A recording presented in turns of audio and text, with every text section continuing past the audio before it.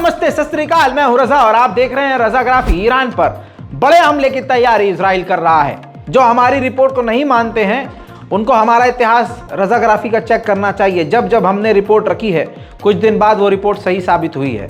आपको बताऊं कि ईरान के न्यूक्लियर साइट्स पर कड़ी नजर है और अगर आप कड़ी से कड़ी जोड़ेंगे तो आपको याद होगा कि इजराइल ने कुछ ही दिन पहले लगातार कई बयान दिए हैं और नेतन्याहू ने अपने मुंह से कहा है कि ईरान इतनी तेजी से न्यूक्लियर पावर की तरफ बढ़ रहा है कि अगर आज उस पर हमला नहीं किया तो हम कभी नहीं कर पाएंगे, आज नहीं तो कभी नहीं।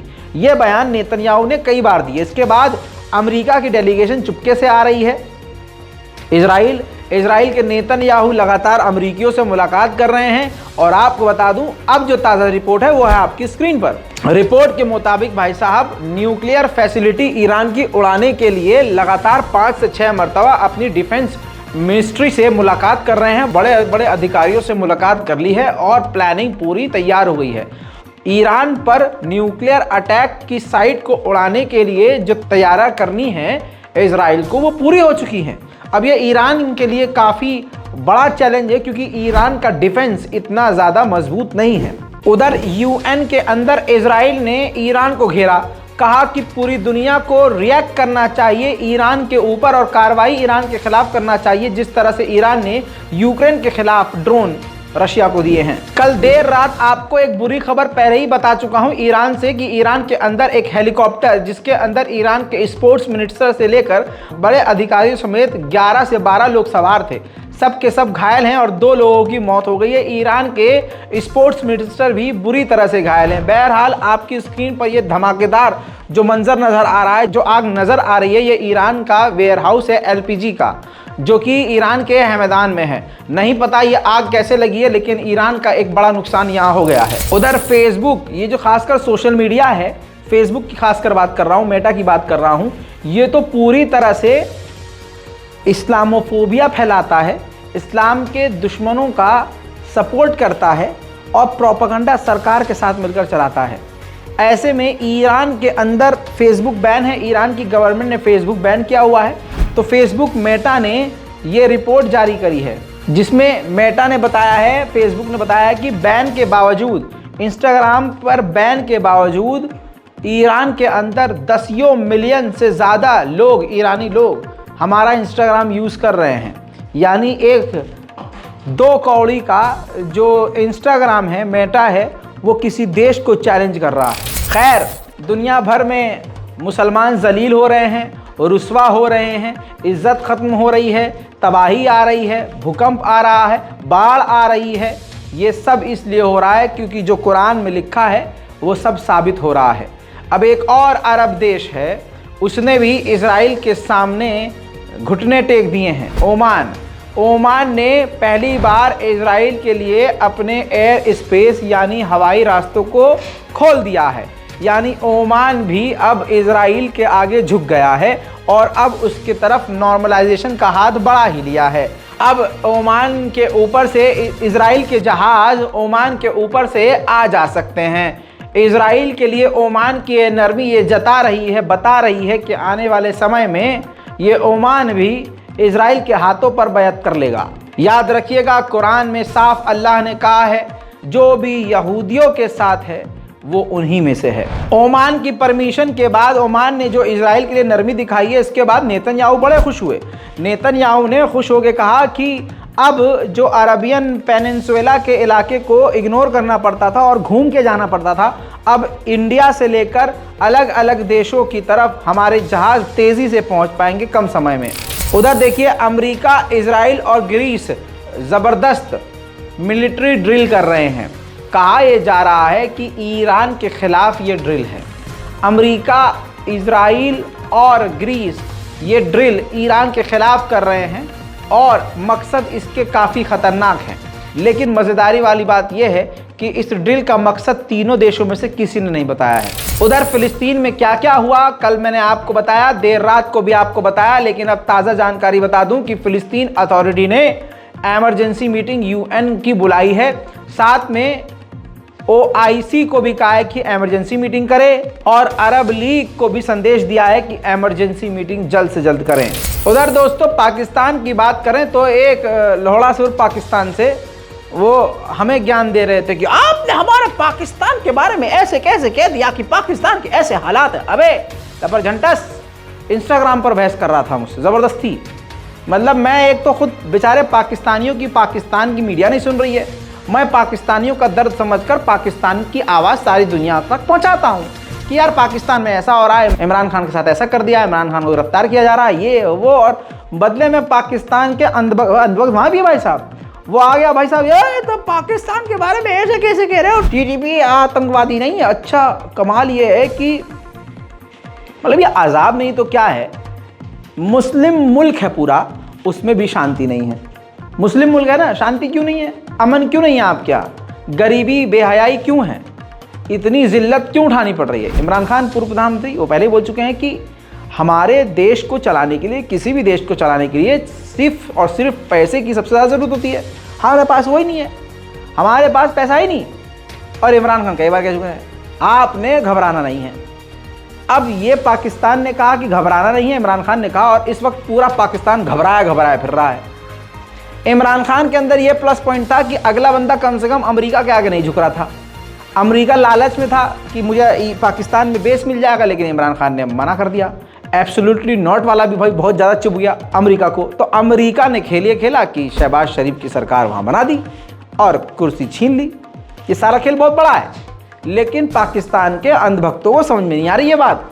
पाकिस्तान के हालात ऐसे हैं, हमारा अदानी कितना भी डूब गया हो, लेकिन कभी भी मन हो आपका, कभी भी किसी भी पाकिस्तानी का अगर मन हो कि भाई पाकिस्तान हमारा, आप खरीद लो या किराए पे ले लो, हमारा वो जो जिसको सबसे ज़्यादा नुकसान हो चुका है, जनता का जो पैसा डुबा चुका है, वो अदानी अकेले अपने ही दम पर तुम्हारा पाकिस्तान खरीद सकता है। और भारत के मुसलमान तुम्हारा ऐसे हाथ खोल कर स्वागत करेंगे कि भाई जुड़ जाओ, कोई बात नहीं, बॉर्डर मिटाओ, आज से पाकिस्तान ख़त्म, ये भारत हो गया। अब मेरी बात बहुत ज़्यादा बुरी लग रही होगी तो लीजिए आपकी स्क्रीन पर पहले तो ये शख्स को देख लीजिए, पाकिस्तानी ये चैनल है, यूट्यूबर है, महिला, और ये जो शख्स है इस बंदे ने पाकिस्तान के अंदर जो असली हालात हैं वो पेश किए हैं। इसने मोदी की जमकर तारीफ करी है, पाकिस्तान के हुक्मरानों पर लानत भेजी है और कहा है हमें तो मोदी चाहिए। यानी पाकिस्तान के लोगों को भी अब मोदी मोदी मोदी मोदी मोदी चाहिए। जी हाँ दोस्तों, उन्होंने जो बातें कही हैं सुनने और समझने लायक है, देखिए। तो इससे अच्छा तो वो मोदी है, यकीन माने उसके लोग उसे कैसे मानते हैं और वो कैसे अपने लोगों के साथ सिंसेयर है। मोदी, हमें मोदी मिल जाए, हमें तो नहीं नवाज शरीफ चाहिए, ना बेनजीर चाहिए, ना हमें इमरान खान चाहिए, कोई भी नहीं, जनरल मुशर्रफ भी नहीं चाहिए।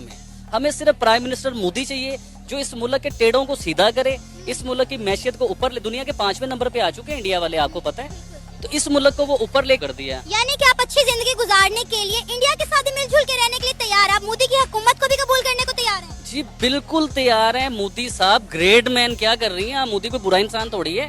इंडिया के जो मुसलमान हैं वो 150 रुपए लीटर पेट्रोल ले रहे हैं ना। देखा, ये पाकिस्तान का है, लेकिन अब यहाँ पर एक बात आपको और बता दूं, अगर ये बंदा कोई भारत का होता और भारत की सरजमीन से इमरान खान की तारीफ कर रहा होता कि हमें तो यार मोदी नहीं चाहिए, इमरान खान चाहिए, तवज्जो चाहिए आपकी, हाँ, हमें मोदी नहीं चाहिए, योगी नहीं चाहिए, हमें तो इमरान खान चाहिए। उस बंदे ने ये कर दिया, वो कर दिया, तो अब तक उसको गद्दार घोषित करके पहली बात तो मॉब लिंचिंग कर देते ये संगठन वाले भारत के मुसलमान का। लेकिन कम से कम पाकिस्तान में ये एक प्लस पॉइंट मुझे नज़र आया इस वीडियो से, और ये गौर करने वाली बात है कि पाकिस्तान की आवाम और पाकिस्तान की जो ये सरकार है, चाहे इमरान खान की हो चाहे शहबाज की हो, ये इतना तो मतलब बर्दाश्त, फ्रीडम ऑफ स्पीच बारे ही आप समझिए कि पाकिस्तान में नहीं है, लेकिन एक बंदे ने इतनी बड़ी बात कह दी, मोदी मोदी कर दिया, तो यार सब्र तो लोगों में है, झेलते हैं वहाँ के लोग। यहाँ तो बर्दाश्त का मादा ही है, तुरंत काट दो इसको। इन्हें हमारा पिताजी का नाम बदनाम कर दिया, इसे पाकिस्तान चल तू। मेरे दोस्तों, मैं तो बड़ा अफसोस कर रहा हूँ कि बेचारा वो कौन था इंस्टाग्राम पे लौड़ासुर पाकिस्तान से जो मुझसे बहस कर रहा था। मैंने कल ही उसको वार्न किया था कि बेटा अब तुम गलत जगह उंगली कर रहे हो, हमें ना छेड़ो, और हमने बोलना शुरू कर दिया तो नंगे हो जाओगे। अब लो, अब हम करेंगे। मेरे दोस्तों, पाकिस्तान के हालात जेन्युइनली इतने ख़राब हैं, उनको, जिन पाकिस्तानियों को ये लग रहा है कि उनका देश, उनका प्रधानमंत्री या उनकी सरकार चला रही है, तो मुंह पे मारो भाई पानी की छींट, ठीक है, और उठो, होश में आओ, जिंदा हो जाओ। और तुमको बताऊं, पाकिस्तान को पाकिस्तान की सरकार नहीं, IMF चला रही है। अब पाकिस्तान के प्रधानमंत्री शहबाज शरीफ ने ये ऐलान किया है कि उनकी सरकार, यानी शहबाज शरीफ की सरकार के जितने भी मंत्री हैं वो सैलरी नहीं लेंगे। खुद शहबाज शरीफ पाकिस्तान के प्रधानमंत्री तनख्वाह नहीं लेंगे। सरकारी गाड़ियों को नीलाम, आए हाय, नीलामी की नौबत आ गई है और इनको चाहिए कश्मीर। अमा मैं तो कह रहा हूँ कश्मीर हमको तुम बेच दो जिस पर कब्जा किया हुआ है। कितने पैसे चाहिए बताओ बताओ। अभी अदानी हमारा भले ही बहुत ज़्यादा नुकसान में चल रहा है चच्चा, लेकिन दे देगा भाई सब पैसा तुम्हें। खैर आगे बढ़ते हैं। उन्होंने, यानी पाकिस्तान की शहबाज शरीफ सरकार ने सुप्रीम कोर्ट, हाई कोर्ट और ब्यूरोक्रेसी के भी खर्च की कटौती की अपील की है। हैरान करने वाली बात यह है कि मुल्क बनने के बाद से अब तक 76 साल के दौर में करीब आधा वक्त देश चला चुकी ताकतवर फौज के बजट पर शरीफ एक लफ्ज़ भी नहीं बोले, वो भी तब जबकि उनके पास अरबों रुपए का बजट है। फौज के बजट पर कुछ नहीं बोल पाए। आवाम को कह दिया भाई साहब तुम पानी से रोटी खाओ, और तो और अपनी मिनिस्ट्री के लोगों से कह दिया कि भाई देखो तनख्वाह तो मिलेगी नहीं, और तो और जो सरकार में लोग हैं वो बिजली और पानी का बिल अपनी जेब से भरेंगे, और इनको चाहिए हमारा कश्मीर। बहुत बड़ा, इनके लिए खड़े होकर स्टैंडिंग ओवेशन भाई साहब, तालियां बजाओ। उधर पाकिस्तान की डेलीगेशन तालिबान से मिलने गई थी, मैंने आपको ये कल बताया था। अब वो बातचीत कामयाब होती नजर आई है। ये पाकिस्तान के हक में एक अच्छी खबर है। TTP को लेकर तालिबान ने कहा है कि हम पूरा यकीन दिलाते हैं कि इंशाअल्लाह ऐसा अब कुछ नहीं होगा और हम TTP तहरीक तालिबान पाकिस्तान से बात करेंगे। पाकिस्तान को फ़ायदा एक और ये हुआ कि तालिबान ने, यानी अफ़गानिस्तान सरकार ने, जो बिज़नेस यानी साजो सामान ले आने के लिए जो रास्ता बंद था पाकिस्तान के साथ, वो रास्ता फिर से खोल दिया है। उधर अमेरिका की फ्लोरिडा में गोलीबारी की खबर है। पहले गोलीबारी हुई, जिस गोलीबारी में एक व्यक्ति की मौत हो गई। उस खबर को रिपोर्ट करने के लिए एक पत्रकार वहां पहुंचा और रिपोर्ट कर रहा था। एक और वहां पर आतंकी आया, उसने फिर गोलीबारी करी जिसमें 9 साल की बच्ची और वो पत्रकार जो गया था उसकी भी मौत हो गई। यानी टोटल 3 लोगों की मौत हुई है। और इसके बाद तीसरा व्यक्ति जो इस रिपोर्ट में आपको नज़र आ रहा है, नाइजीरियन जो है, उसको गिरफ्तार कर लिया गया है। दोस्तों, चाइना की सुपर पावर ड्रोन सबमरीन, आपके सामने उसका ब्लूप्रिंट रख रहा हूँ। जी हाँ, पहली बार चीन ने अपने इस एडवांस ड्रोन सबमरीन का ब्लूप्रिंट रखा है, जिससे दुनिया दहल गई है। खासकर अमेरिका के जो है दस्त लग चुके हैं। कल ही अमेरिका के नेवी चीफ ने हार मानी थी चाइना के आगे कि भैया हमारे बस की नहीं है, हमारे ये बहुत आगे निकल चुका है, हम इसको टक्कर नहीं दे सकते। एक्सेप्ट किया है। अब ये देखिए, इस ब्लूप्रिंट के ज़रिए उसने बहुत बातें बता दी हैं।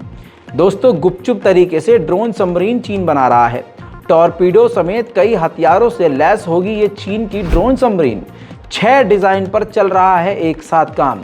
दुश्मन के इलाकों में मचाएंगे कोहराम। ये ऐसी सबमरीन है कि दुश्मन कितना भी बड़ा हो, ये इस सबमरीन के ज़रिए चाइना उस देश के छक्के छुड़ा सकता है। चीन के पास पहले से ही दुनिया की सबसे बड़ी नौसेना है। इसके बावजूद चीनी नौसेना के लिए बड़ी संख्या में नए युद्धपोत और पनडुब्बियों का निर्माण कर रहा है। चीन की कोशिश साल 2025 तक चीनी नौसेना में 400 युद्धपोत को शामिल करने की है। वहीं अमेरिकी नौसेना के पास अभी कुल युद्धपोतों और पनडुब्बी की संख्या सिर्फ 300 है। दोस्तों, इरादे खतरनाक हैं और चीन काफ़ी तेज़ी से आगे बढ़ रहा है। उधर यूरोपियन कमीशन ने भी ऐलान कर दिया है कि चाइनीज़ ऐप टिकटॉक को हम ऑफिशियल जो डिवाइसेस हैं, यानी सरकारी कंप्यूटर, सरकारी सिस्टम, उसके अंदर हम बैन कर रहे हैं। टिकटॉक नहीं चल पाएगा। उधर मोदी जी के बेस्ट फ्रेंड, आपका और हमारा पैसा, इस देश का पैसा बैंकक्रप्ट श्रीलंका में इन्वेस्ट करने जा रहा है। जी हाँ, NDTV की इस रिपोर्ट समझ लीजिए, हड़कंप मचा हुआ है। अदानी पहले ही काफ़ी नुकसान में चल रहा है। जो शख्स पिछले महीने 3रे नंबर पर था, ससुरा लुढ़क के 27वें नंबर पर आ गया है। अंधभक्तों, आप किसी को सपोर्ट मत किया करो, क्योंकि तुम इतने मनहूस हो, जिसको सपोर्ट करते हो वो ससुरा एकदम जो है ससुरी का नीचे आ जाता है। इसलिए सपोर्ट मत करो। अब जितना पैसा है वो डूब रहा है लगातार अदानी का। ऐसे में श्रीलंका में वो इन्वेस्ट करने वाले हैं सोलर प्लांट पर, जिस पर पहले से सवाल खड़े हो रहे हैं। उधर श्रीलंका और इंडिया बातचीत कर रहे हैं मिलिट्री एक्सरसाइज करने के लिए। अब आपको तुर्की और सीरिया के भूकंप का अपडेट बता दूं तो 47,000 से ज़्यादा लोगों की मौत हो चुकी है और 2 लाख लोग इसमें घायल हुए हैं। अब देखिए ताजिकिस्तान में भी भूकंप आ गया। डर अब ये है भारत की भी ये मुश्किलें बढ़ रही हैं कि जो वैज्ञानिक कह रहे हैं वो अगर हो रहा है तो वैज्ञानिकों का कहना ये भी है कि भारत में भी, चाइना में भी और पाकिस्तान में भी इस तरह का भूकंप आ सकता है। तो बस यही कहूँगा कि कल किसने देखा, गुनाहों से भैया तौबा कर लो, अल्लाह अल्लाह कर लो। मस्जिद खाली पड़ी है, जाके नमाज़ पढ़ लो। नमाज से हम दूर हुए हैं, इसीलिए शायद अल्लाह हमसे दूर हो लिया। भाई जो हालात अभी पूरी दुनिया के मुसलमानों के हैं बद से बदतर हैं। ये समझ लीजिए कि कभी भी कुछ भी हो सकता है। और अल्लाह, मुझे लग रहा है ईश्वर परमात्मा हम इंसानों से काफ़ी नाराज़ है। उसने हमें बनाया था मोहब्बत करने के लिए, इबादत करने के लिए, ज़िंदगी बेहतर तरीके से जीने के लिए, और हम सिर्फ नफ़रत नफ़रत नफ़रत नफ़रत हैं। तो प्रकृति कहर तो बरसाएगी। चलिए, यू टर्न का हमेशा रास्ता अल्लाह के दरबार में खुला रहता है। तौबा कीजिए, वापस चलिए। जय हिंद।